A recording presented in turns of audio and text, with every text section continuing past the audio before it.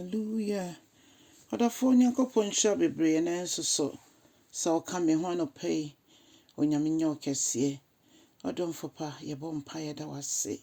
Woni ye di ni yiye.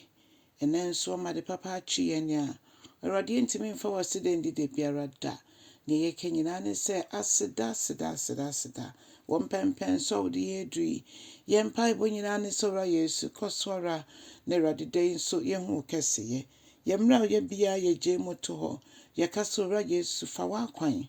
kasa kyerɛ yɛn me hu kɛse ye Awurade osefo no hyehyɛ bebree nsi wa amakwan ma na memu Awurade ye mpa ibo nyina se nka ye hu Awurade se nkwa wo de akyɛ ye mpo eye wa dumara kwa na yetimu so mi ye na yetimu de abobra hye woni onyam wansem eye ye na se kanea ne kwan so han ene ntina mo so Awurade fesiesie ye ne den so with Jesus Christ dimuni abompaye. Hallelujah. Odofo na mema wakwa ba de boti asesen dwumedie so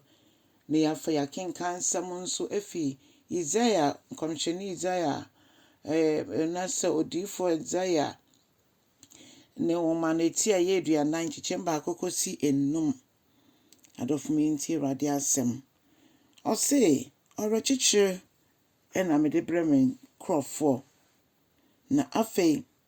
meka rechichire sem ache Jerusalem na mesu ache ne se ukufo kese no okwo ama wo nti woku nyina abewiye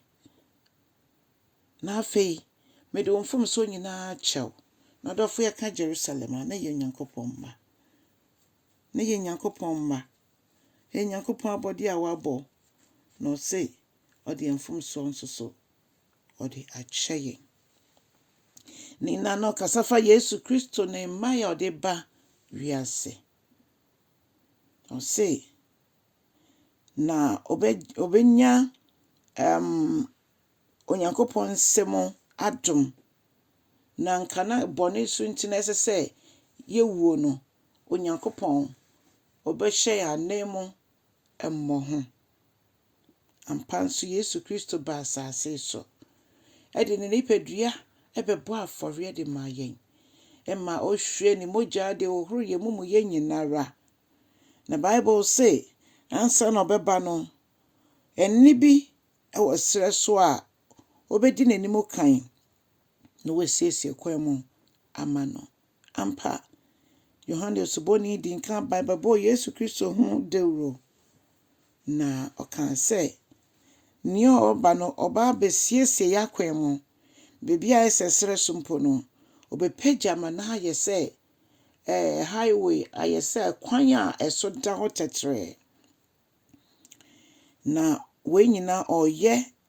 efi say onyankopon na ahye ne say onye de ye bonsan obema na apagya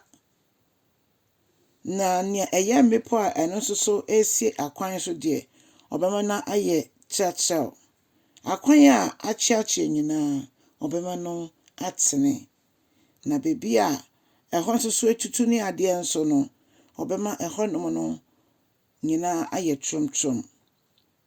onyankopon ni onyam ebededi na nipa nyina ebehu ni ayeken na onyankopon enum ena efiri aba. Hallelujah. Odofo sansem nyina so abemu ampanso Yohane Suboni ba ebebo Yesu hu dewro Yesu Kristo ba ebewudi ji ye nkwa okọ oso ne janche no o hye ne suafo bo se mesoma kronkron na aba ampa kronkron ni ye na wo ho ote ye mu na yenso yeti ne mu na no ye betena sikosi wiase wieye eno nti ye mpa bo nyina ne se Awurade boa yen yentimi mo ye mbra se dia wo honhom no nso so etie ema ye mfa yankasa ye kwan so empa bebre ye feli ye ne ye yentimi nhye ye ho so na ye ho basawo kromo egu onyankopon ho anim ase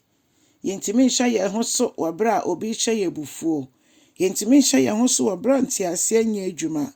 ye ni beba ye ho so no na ye bibia nsese ye onyame ho ye mobo na bra ye be kai na woyi Awurade mmoa yɛn ne yɛnte ne ba ɔbaayɛ no ase na yɛtumi aka akyerɛ afoforɔ so. Onyankopɔn aba sɛ n'anuonyam bɛda adi ɛwɔ me ne wo yɛ abrabɔ mu. Ɛno nti kyɛ asɛm yi na wonya subscribe yi a bɔmmɔden na subscribe na bɔdɔn no nso so na Onyankopɔn nkɔ so ɛnhyira wo. Onyame yɛ ɔkɛseɛ na nso so aba ɛwɔ da yi mu wɔ Yesu Kristo din mu. Amen.